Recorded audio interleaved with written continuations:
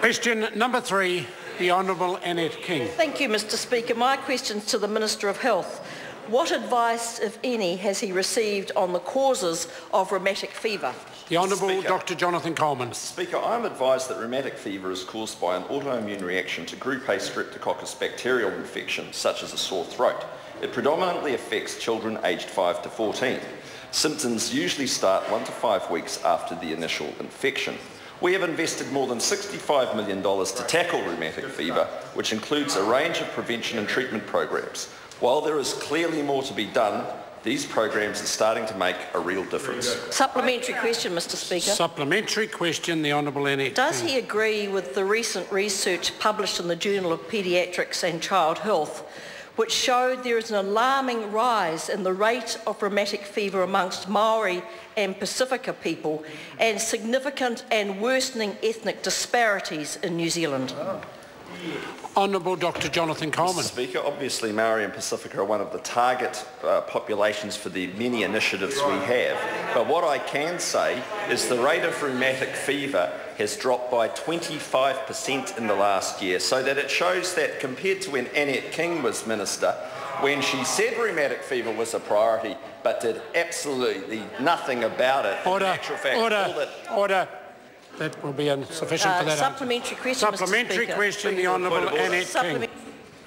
So I don't get to finish my answer, Mr. No, the member doesn't. The Minister's moved to where he doesn't need to answer the question. Supplementary question, Honourable Annette King. Thank you, Mr Speaker. Does he agree with Professor Baker, who said in September last year that New Zealand may be throwing money at rheumatic fever and not making an ounce of difference because half of those with acute rheumatic fever do not have a sore throat, and we are failing to address the causes of rheumatic fever? Honourable Dr Jonathan Coleman. Speaker, that just isn't correct because, as I said, the rate of incidence of new cases has dropped by 25% in the last year, and what it shows is that our strategy, which is based around prevention, around sore throat swabbing and walk-in sore throat clinics, as well as a Healthy Homes initiative, is starting to turn the tide. But there's no doubt there's more that needs to be done. It's a pity Labor never did anything. Supplementary question, Mr Speaker. Supplementary question, the Honourable Annette King. Why have 16 reports by the Ministry of Health and the Housing and Health Research Program, plus 2 action plans, failed to motivate the government into addressing urgently overcrowded households in New Zealand, now recognised in the latest research as a risk factor for rheumatic fever? The Honourable Dr Jonathan Coleman. Mr Speaker, I will refer the member to the analysis of household crowding published in December by the Ministry of Health. It shows that actually the only time that the proportion of New Zealanders living in crowded conditions has increased in the past 24 years was between 2001 and 2006, when Annette King was doing nothing as Minister of Health to address rheumatic fever. I'd say furthermore, Mr Speaker, that this government is putting $2 billion into accommodation support and has insulated 300,000 houses. So we are addressing the underlying causes of rheumatic fever. Annette King did nothing. Supplementary question, Mr Speaker. Supplementary question. Order. I haven't yet called the member. Supplementary question, the Honourable Annette King.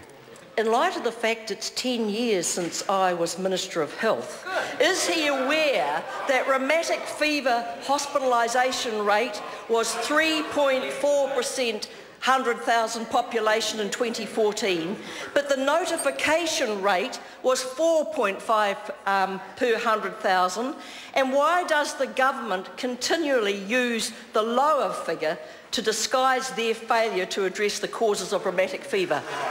Honourable Dr Jonathan Coleman. The first thing, Mr Speaker, is look, you always have to check Annette King's figures, but what I can tell you is the figures from the ministry shows that last year there were 194 cases of children admitted to hospital for the first time with rheumatic fever. That was 2013. That dropped in 2014 to 153, so that's nearly a 25% decrease. So I can tell you Our program is working. Labor did nothing.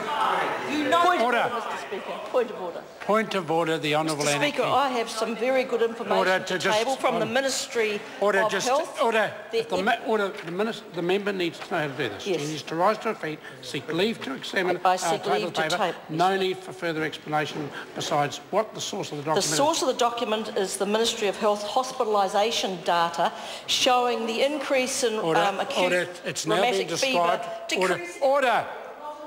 Order.